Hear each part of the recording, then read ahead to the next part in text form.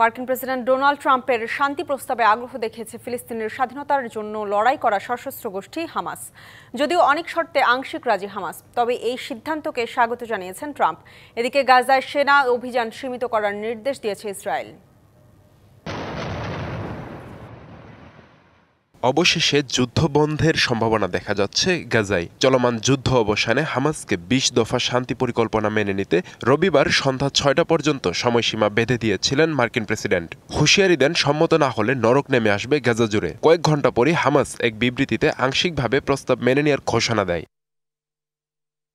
২০ দফা পরিকল্পনায় তাৎক্ষণিক যুদ্ধবিরতি, গাজায় আটক বন্দীদের ফিলিস্তিনি বন্দীদের বিনিময়ে মুক্তি দেওয়া, আন্তর্জাতিক সংস্থার নেতৃত্বে একটি অন্তর্বর্তীকালীন বোর্ড অফ পিস গঠন এবং হামাসকে নিরস্ত্রীকরণের বিষয়গুলো অন্তর্ভুক্ত।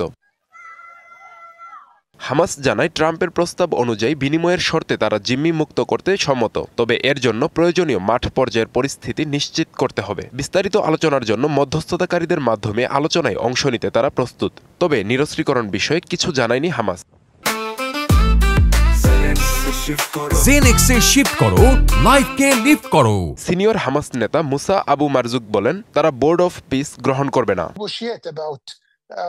আমরা কখনোই এমন কাউকে গ্রহণ করব না যে ফিলিস্তিনি নন, অথচ ফিলিস্তিনিদের নিয়ন্ত্রণ করবেন। বিশেষ করে টনি ব্লেয়ারকে গাজায় কোনো শাসক হিসেবে মেনে নিতে পারি না, কারণ ইরাকে যুক্তরাষ্ট্রের নেতৃত্বাধীন আগ্রাসনে তার ভূমিকা ছিল।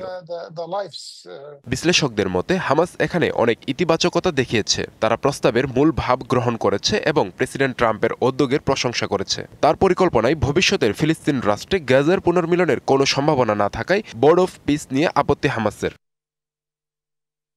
ট্রাম্প হামাসের বিবৃতির প্রশংসা করেন, জানান তিনি বিশ্বাস করেন হামাস স্থায়ী শান্তির জন্য প্রস্তুত। ইসরায়েলকে গাজায় বোমাবর্ষণ বন্ধের আহ্বান জানান তিনি, যাতে জিম্মিদের নিরাপদে ও দ্রুত মুক্ত করা যায়।